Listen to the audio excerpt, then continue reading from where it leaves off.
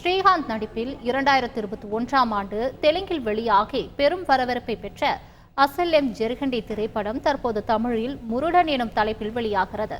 தனது கிராமத்திற்கு நல்லது செய்ய விரும்பும் இளம் மருத்துவராக தோன்றுகிறார் கதையின் நாயகன் ஸ்ரீகாந்த். அந்த கிராமத்தில் ஒவ்வொரு அமாவாசைக்கும் ஒரு இளம்பெண் மர்மமான முறையில் இறப்பதை அறிந்து அதிர்ச்சி அடைகிறார்.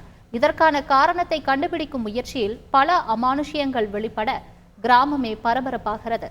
இந்த மரணங்களுக்கு பின்னால் இருப்பது யார், கதாநாயகனின் கேள்விகளுக்கு விடை கிடைத்ததா என்பதை பல திருப்பங்களுடன் த்ரில்லர் பாணியில் காட்சிப்படுத்தப்பட்டுள்ளனர் இயக்குனர்.